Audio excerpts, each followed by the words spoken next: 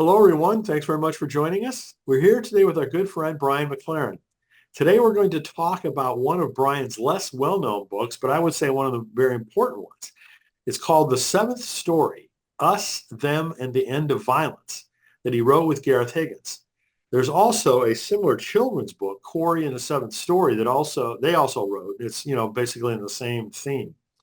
The reason why I wanted to interview Brian about this was because I heard him talk about it at the Wild Goose Festival. And it was just so compelling that, I really wanted to invite him to talk about it here and to, have a little bit of a discussion about it.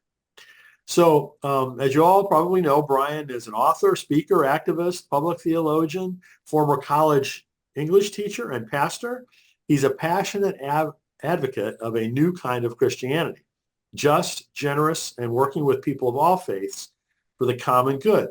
He's a core faculty member and dean of faculty at the Center for Action and Contemplation and a podcaster with Learning How to See.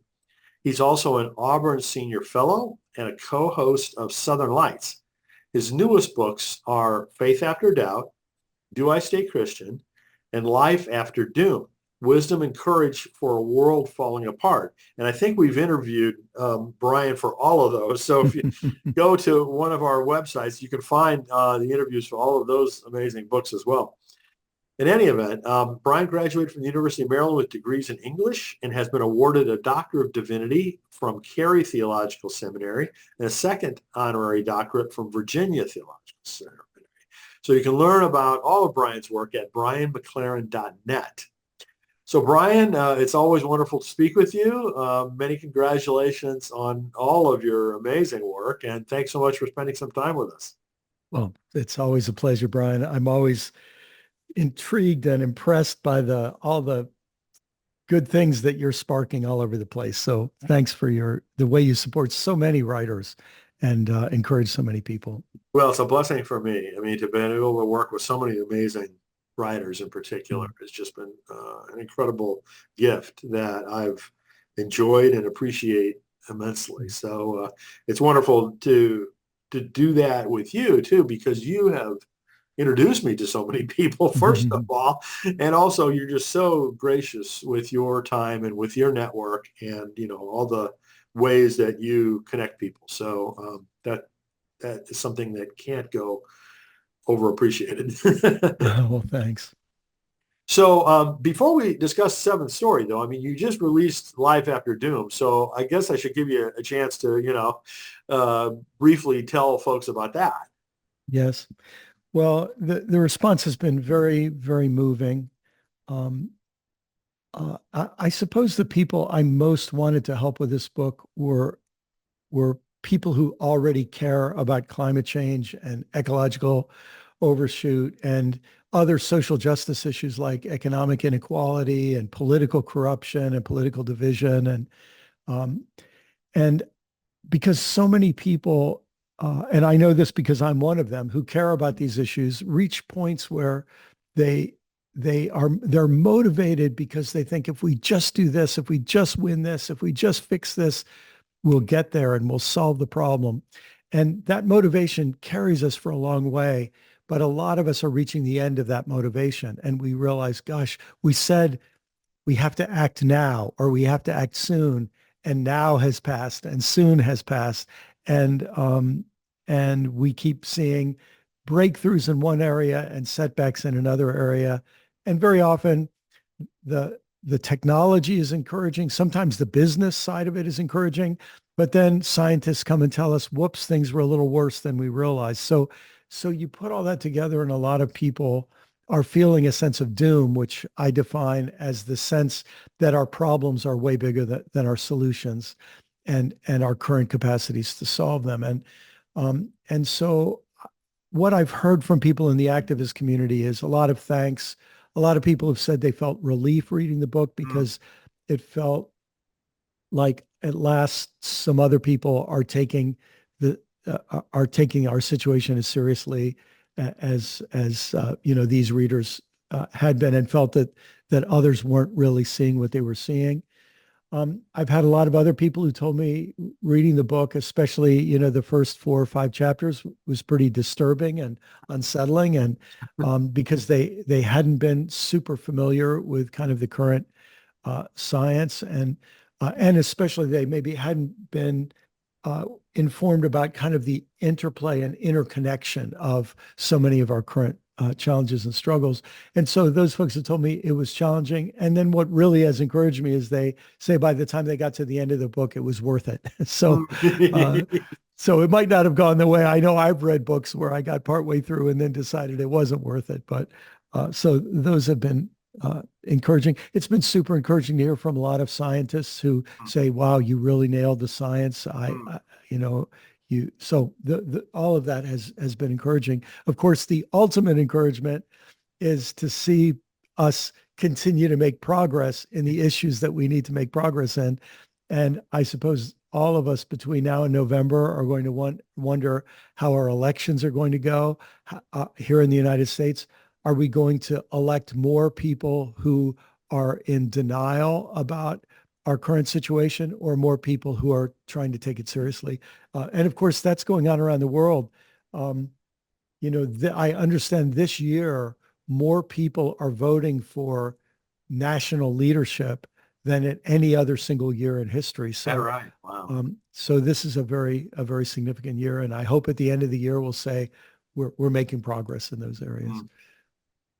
Well, as I've told you before, first of all, I hope your book is too pessimistic. I Yes. fear that it's not, but I hope that it is. I feel the same way. Secondly, I hope it does spur more action and more awareness, of the gravity of the situation and, pushes a wider set of folks to, Yes. move to do things about it. So, Yes. the only time will tell, right? And, Only time will tell. That's right. it'll be gray, just like everything else, right? It's not That's black right. and white. That's right. Back when I was a preacher, Brian, I remember I preached a sermon on Jonah as an example of a prophet. I think Jonah's probably a fictional character, but it's telling a very true story. And I remember when I preached that sermon, I said to people, prophets give warnings hoping they will be wrong. Yeah, yeah.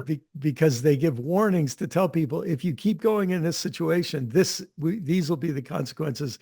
And so their goal is to say, that word repent means to turn in a different direction. So, yeah. Well, good analogy. I mean, I think this is exactly that type of situation. So, Mm. if you do want to see the interview to Life After Doom that Brian and I did together, just go to the Faith and Justice book group website and you can find it there.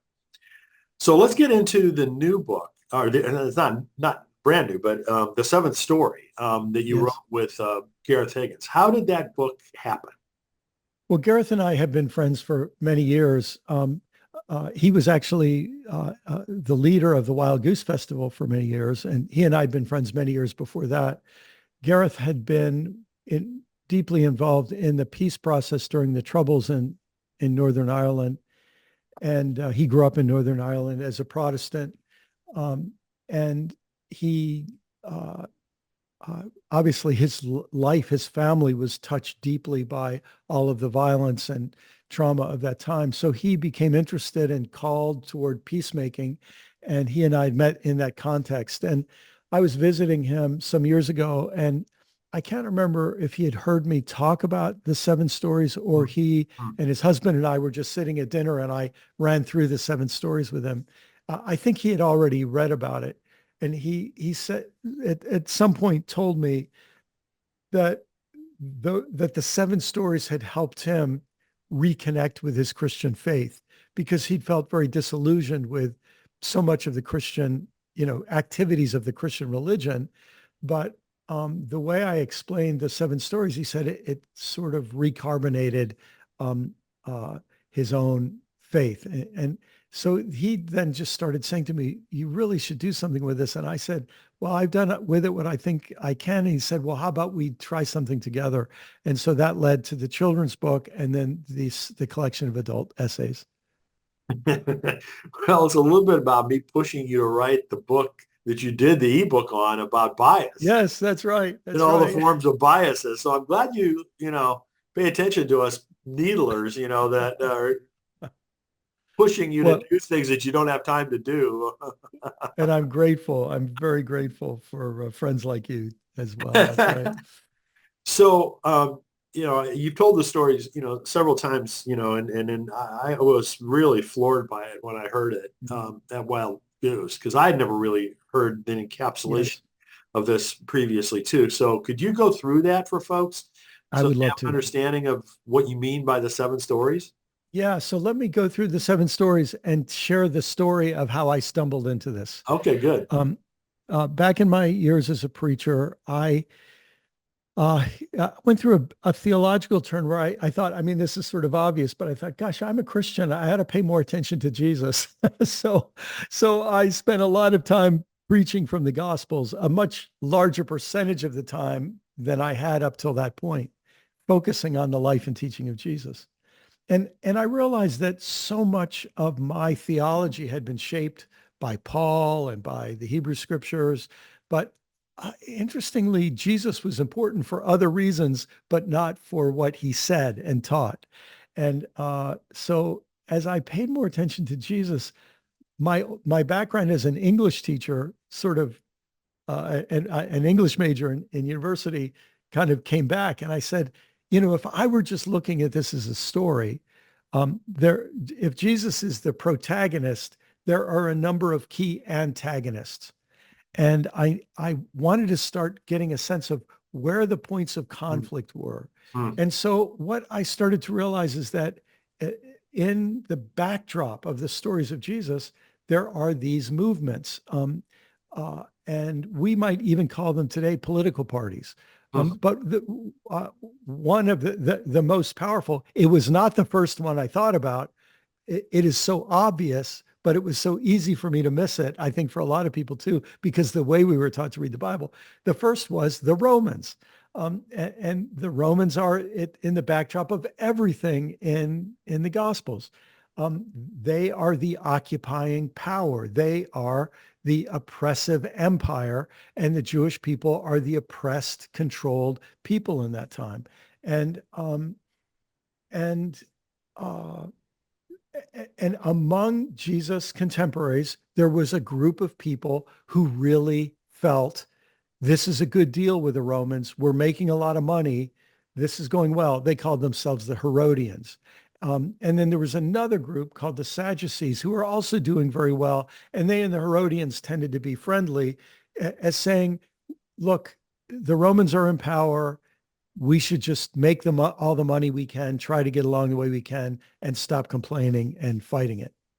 Uh, well, that made me think, what really is the story of the Romans and those who go along with an imperial power?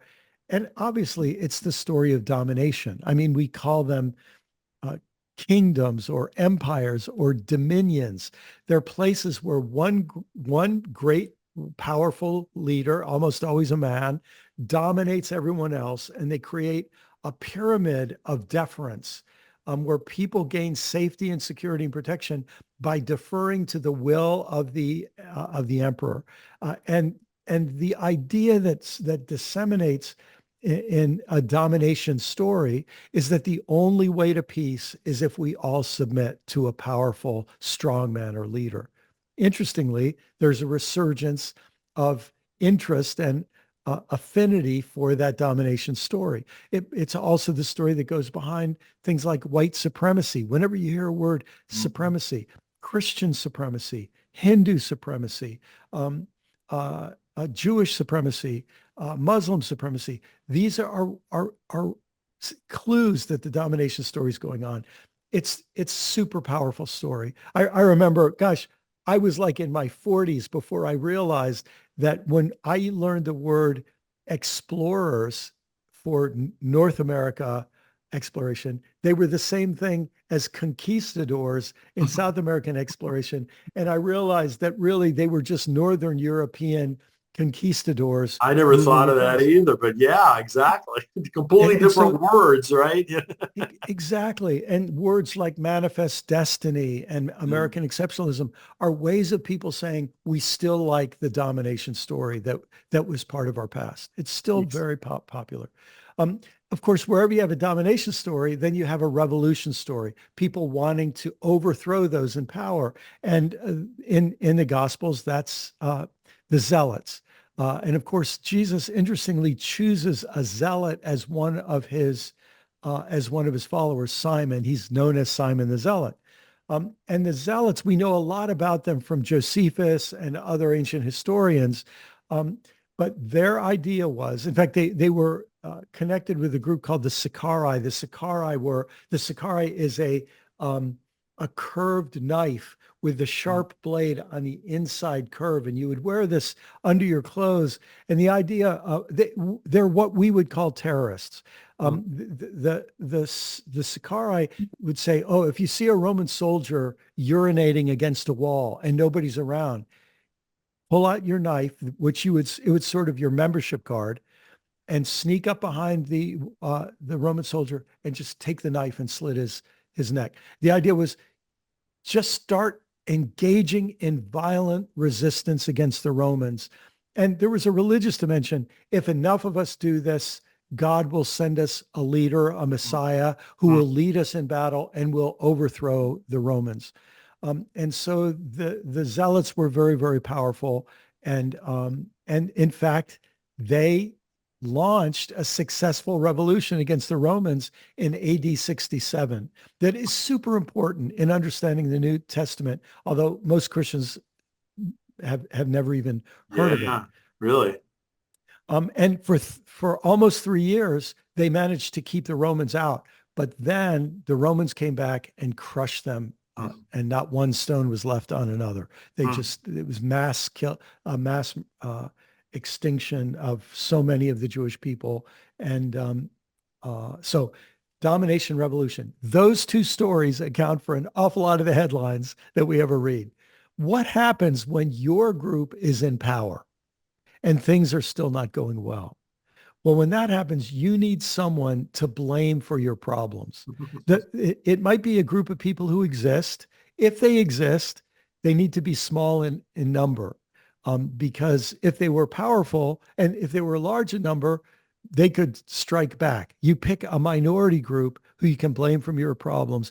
And this is called scapegoating. And I call this the third narrative, the purification narrative. This Mhm. is the narrative that says all of our problems would be solved if we just cleansed ourselves of those people. And of course, this is the kind of narrative that leads to ethnic cleansing, ethnic purifying.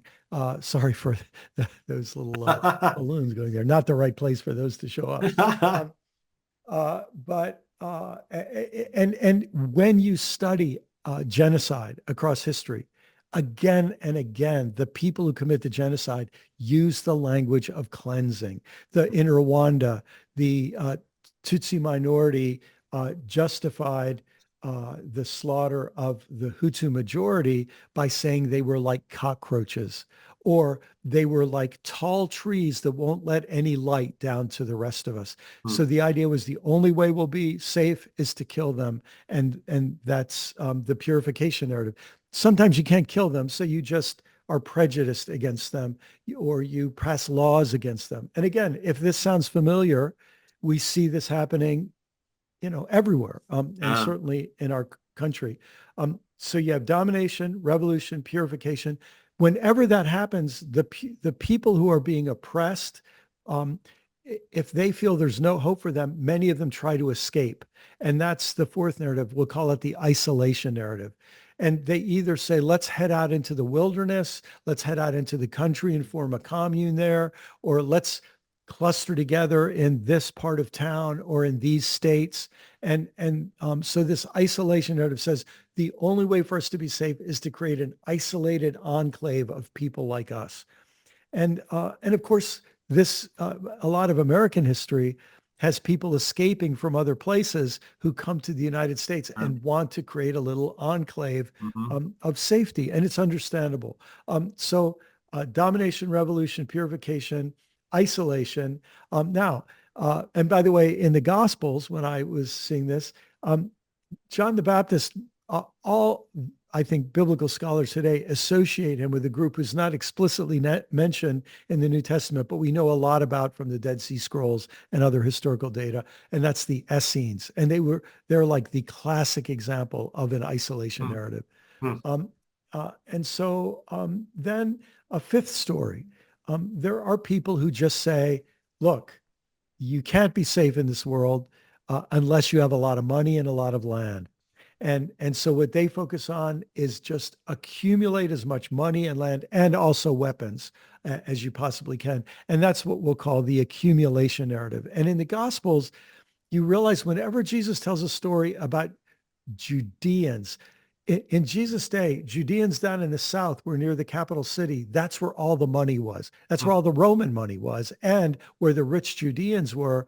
And then what they did is they bought land in the north in Galilee, and they were displacing lots of farmers and farm workers and situations remarkably similar to what's happened in the United States in the last 120, 140 years. And and happens in many other places. So these wealthy people get a larger and larger percentage of the wealth around. And they do this not because they need it, they can even use it all, but it's their attempt to create a huge uh, a bubble of safety around them with land, with money, investments, and often weapons. So now we have five: domination, revolution, purification, isolation, accumulation. And then what about the people who are at the bottom of the pyramid and they're being exploited and they can't isolate and they can't accumulate? They have no options. And and these are the people in the Gospels like the day laborers. You know, have you ever thought when Jesus gave the Sermon on the Mount, how did thousands of people come to hear him? Well, many of them were unemployed because of the bad economy, the unjust economy, and they had their lands taken away through corrupt kind of taxation and deals with rich people who exploited taxation. And so these are the poor Galileans, and these are the poor and the sick and the people who have they're just at the mercy of the current system. And I call that the victimization narrative. And the victimization narrative says there's nothing we can do.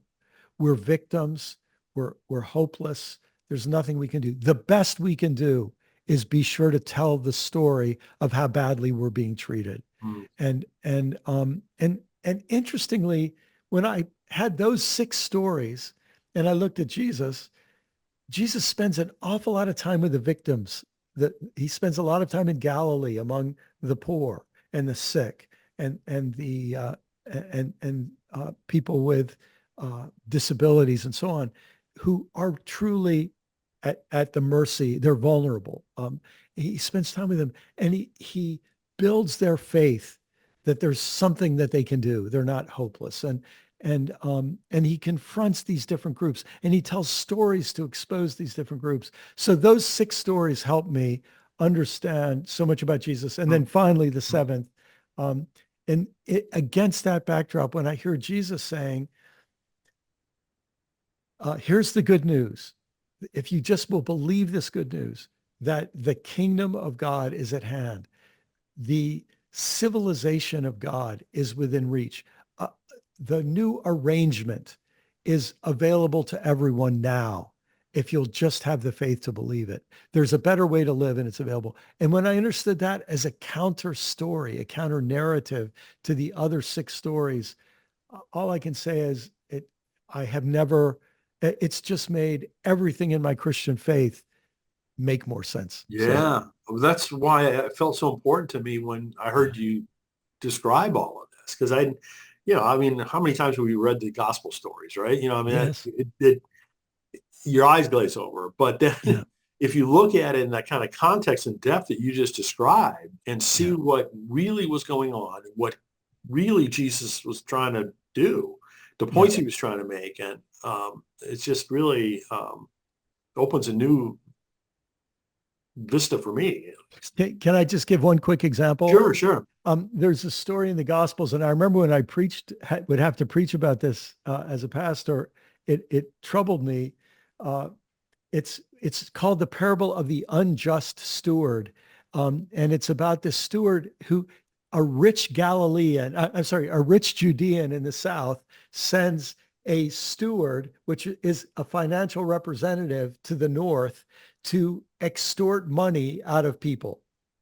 Um, or to take money from those people as part of this whole unjust system that's moving people from being small farmers to landless day laborers, or tenant farmers who eventually become landless day laborers. I mean, it's a miserable economic system, and we've seen different versions of it all through history.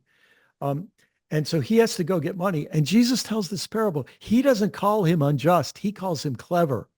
And what the steward does is he realizes that he's been cooking the books and he's been crooked. And so he realizes he's going to lose his job. And so he goes to the people he's been exploiting, and he says, look, I will cancel your debt to my master if you'll just pay a smaller amount. What he does is he in a sense switches his loyalty from the rich guy to the poor people who he's been exploiting. And Jesus' commentary on it is that he realizes that if he's good to those poor people, when he's lost his job, they'll be good to him. And in a way, when you look at the parable that way, it's Jesus' way of saying to all the sort of middle class people who are playing the system, he's saying, look, stop being loyal to those who you are kind of sucking up to for their wealth. Start being loyal to the people who are being hurt in this situation. I don't know. For me, suddenly Wow. that parable Wow. makes so much more sense. Especially you look at that parable in light of what comes before and what's after, and it just, yeah, it makes a lot of sense. Wow. So one of the things you say in the book in regard to the seventh story is it's a story which some of us know that our purpose is not merely ourselves, but all of us. Yes. And, at the end of the day, that's kind of the key, right? Is Yes. making this mental shift like that. Yes. I hate to ask this, but how do we get more people to do that?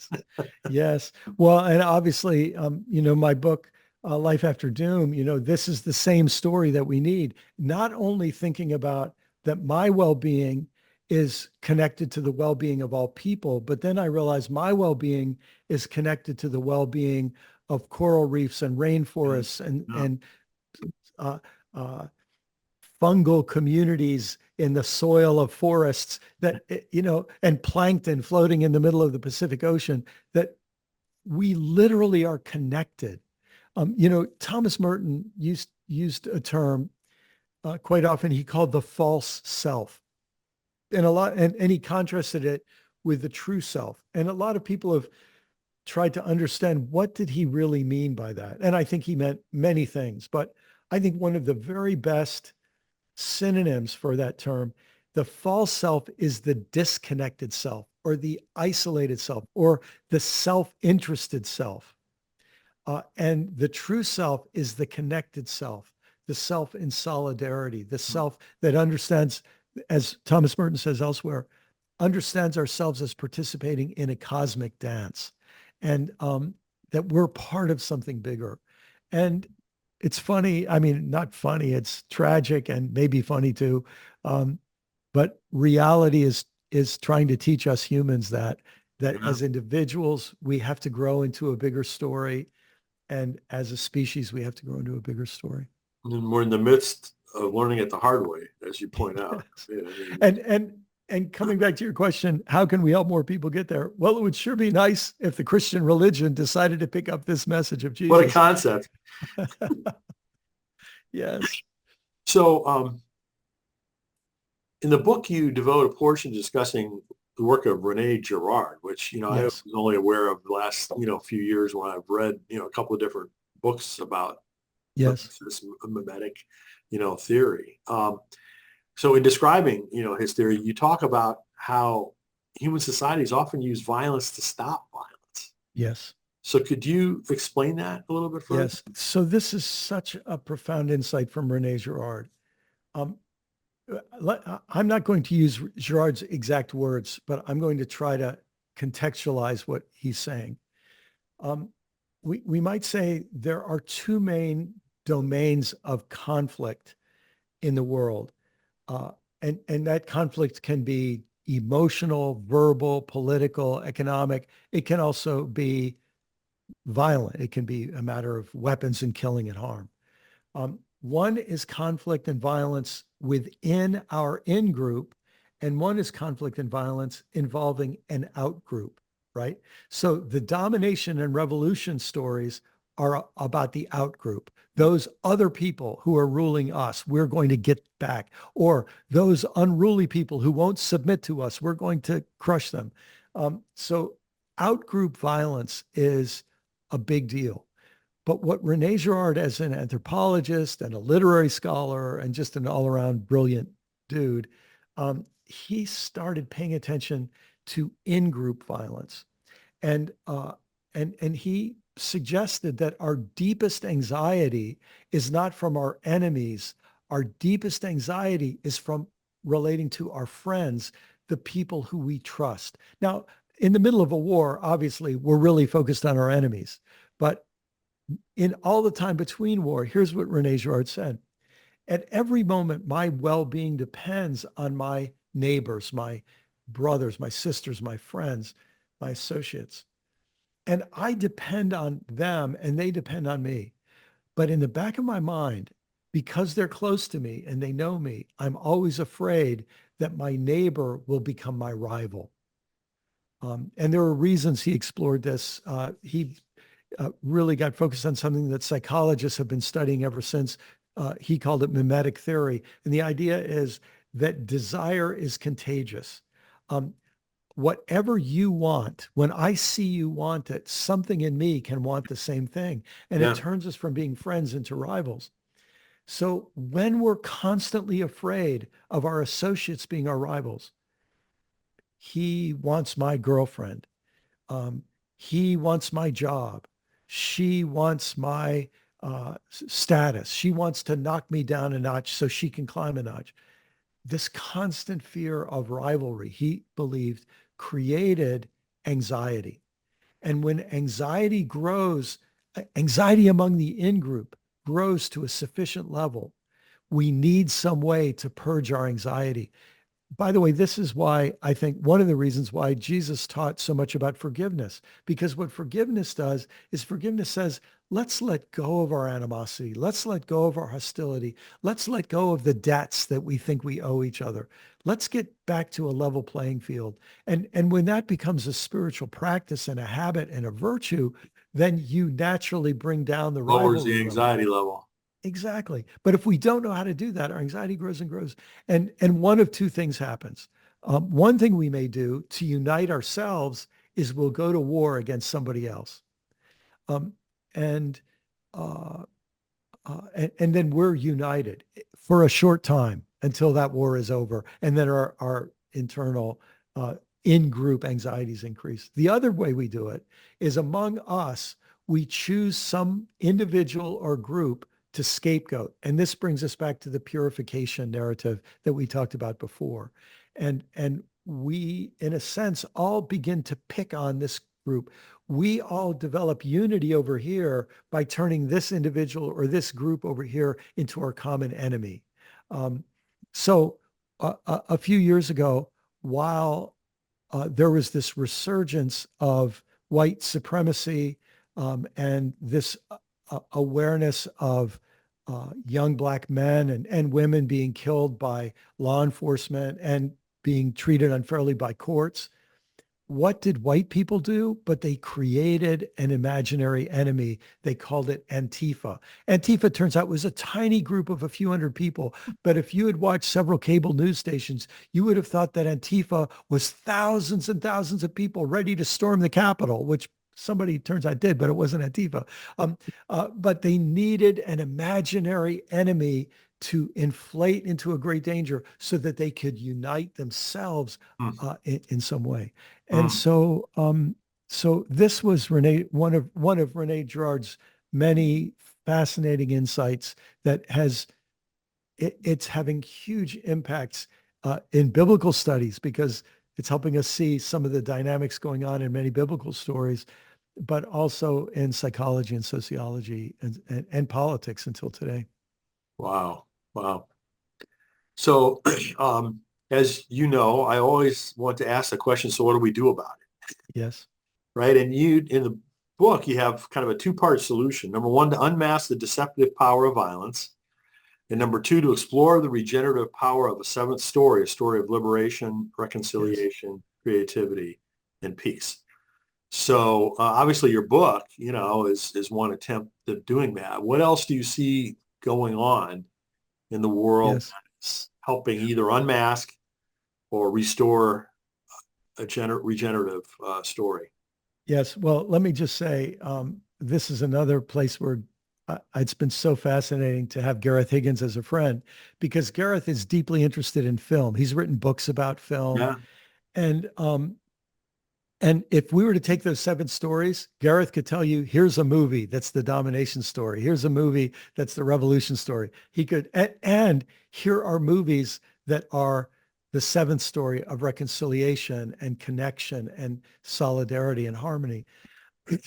And so a couple of years ago, Gareth worked through some of his contacts, and we went to the home of a very well-known Hollywood actor and producer, and I won't mention any names here, but who invited over a bunch of his friends who are also actors, producers, script writers, and invited us to present on the seven stories You're kidding. Oh and my and, goodness. and to in a sense try to encourage them to Huh. think, how could you tell stories that invite us into something larger?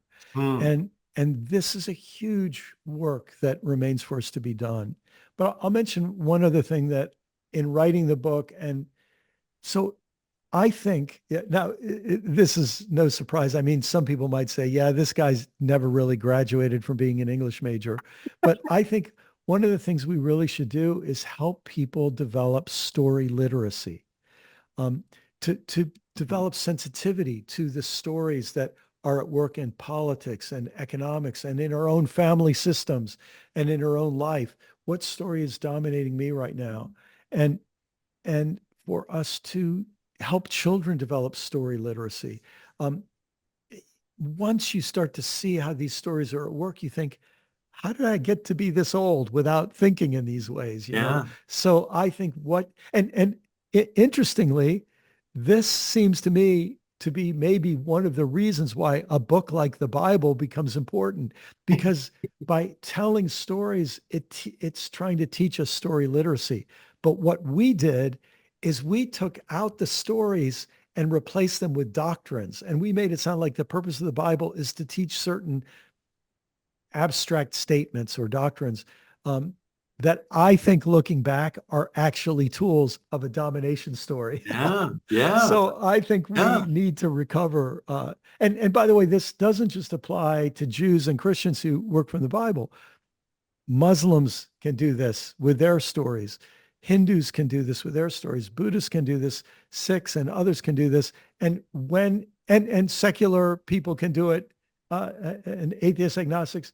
But here's where it becomes really powerful. When we use a story literacy, not just to critique other people, but to critique ourselves and our in-group. Hmm. That's where I think the change can start to happen. Wow. Well, you say story literacy, but it's kind of like it's an uncovering what's the real motivation underneath Yeah. something.